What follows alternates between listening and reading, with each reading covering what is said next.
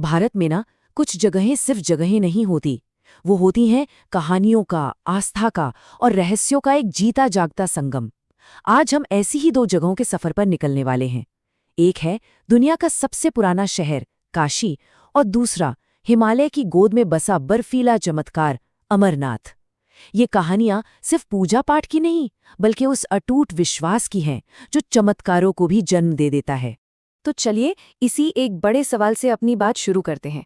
क्या आज की इस दुनिया में जहां हर चीज को विज्ञान से तौला जाता है, आस्था में वाकई इतनी ताकत है कि चमत्कार हो सके? हो सकता है काशी और अमरनाथ की इन गाथाओं में हमें इसका कोई इशारा मिल जाए।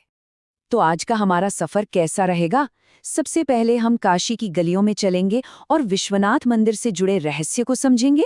उसके बाद हम सीधे हिमालय की ऊंचाइयों पर जाएंगे, अमरनाथ की खोज और वहां होने वाले चमत्कारों को जानने। तो चलिए अपनी यात्रा शुरू करते हैं काशी से, जिसे बनारस या वाराणसी भी कहते हैं।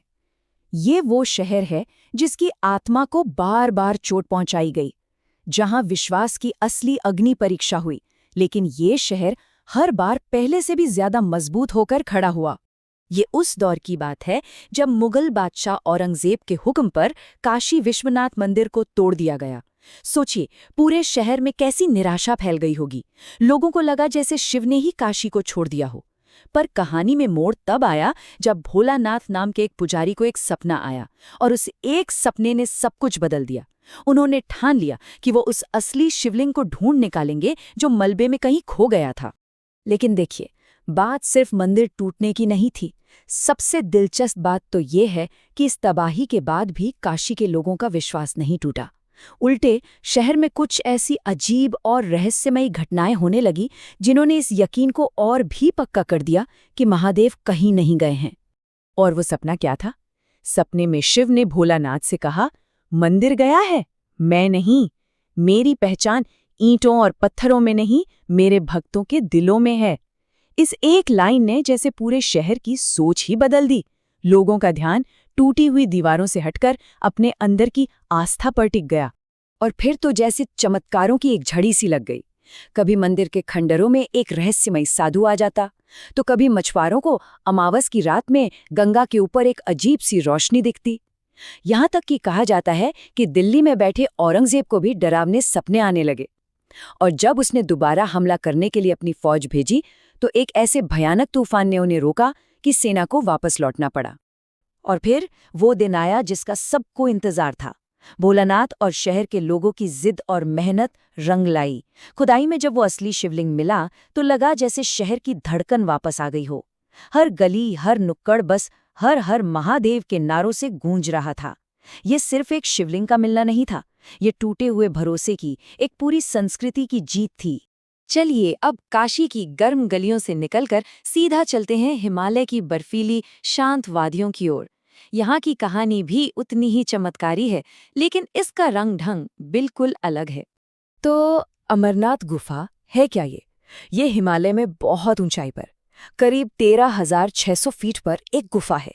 और इसकी सबसे बड़ी खासियत है, वहां बर्फ से अपने आप एक शिवलिंग बनता है। जी हाँ, प्राकृतिक रूप से। भक्त उन्हें प्यार से बाबा बर्फानी बुलाते हैं। इस गुफा को ढूंढा कैसे गया, इसकी कहानी भी बड़ी दिलचस्प है। कहते हैं कि सदियों पहले बूटा मलिक नाम के एक मुस्लिम चरवाहे को एक साधु मिले। साधु ने उसे तोहफे में कोयले से भरी एक थैली दी। जब बूटा मलिक घर पहुंचा, तो उसने देखा कि वो कोयला तो सोने के सिक्कों में बदल गया है। वो हैरान होकर साधु को शुक्रिया कहने वापस भागा, पर वहां साधु तो नहीं मिले। मिली तो ये चमत्कारी गुफा। अब आते हैं उन रहस्यों पर जो अमरनाथ गुफा को सिर्फ एक तीर्थ नहीं, बल्कि एक जीता जागता चमत्कार बनाते हैं। बात सिर्फ बर्फ के शिवलिंग की नहीं है, यहाँ तो अमर होने का वो राज छिपा है जिसे सुनने के लिए देवता भी तरसते हैं। माना जाता है कि भगवान शिव ने माता पार्वती को अमरता का रहस्य बताने के लिए यही गुफा चुनी थी, लेकिन वो चाहते थे कि ये रहस्य एकदम गुप्त रहे। इसीलिए गुफा तक पहुंचने के रास्ते में उन्होंने अपने हर साथी को पीछे छोड़ दिया। पहलगाम में अपने नंदी को, चंदनवाड़ी में अपने सिर के चांद को और शेषनाग झील पर अपने नाग को, ताकि कोई भी इस रहस्य को सुन न सके। लेकिन इतनी सावधानी के बाद भी एक चूक हो गई। गुफा में पहले से कबूतरों का एक जोड़ा मौजूद था। उन्होंने छिपकर वो पूरी अमर कथा सुन ली और वो भी अमर हो गए।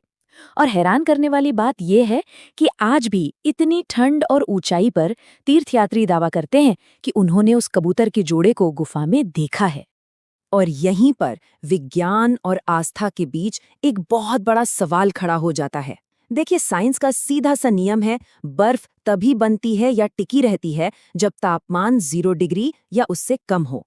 लेकिन अमरनाथ का चमत्कार ये है कि वहां शिवलिंग तब भी बनता और मौजूद रहता है जब गुफा के अंदर का तापमान 0 डिग्री से ज्यादा होता है।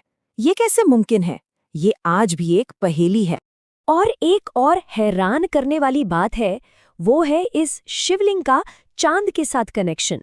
जी हाँ, ये शिवलिंग चांद के साथ साथ घटता बढ़ता है।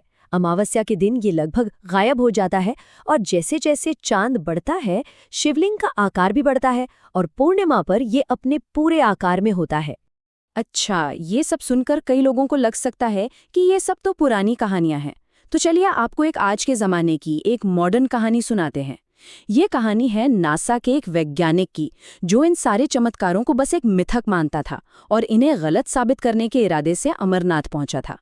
वो वैज्ञानिक अपने साथ हाईटेक कैमरे लेकर पहुंचा था, हर चीज को रिकॉर्ड करने, जांचने परखने। पर वहां उसकी मुलाकात एक अजीब से आदमी से हुई जो खुद को गुफा का रक्षक बता रहा था। वैज्ञानिक ने उसे नजरअंदाज कर तस्वीरें लेना शुरू किया, पर वो तब चौंक गया जब उसने देखा कि वो कैमरा कहीं भी घुमाए, हर फोटो में वही आदमी नजर आ रहा था।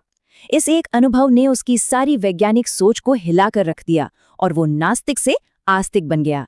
और शायद इन्हीं सब वजहों से अमरनाथ को तीर्थों का तीर्थ कहा जाता है। एक ऐसी मान्यता है कि अगर किसी ने अमरनाथ के दर्शन कर लिए तो उसे बाकी सभी तीर्थों पर जाने का पुण्य एक साथ ही मिल जाता है।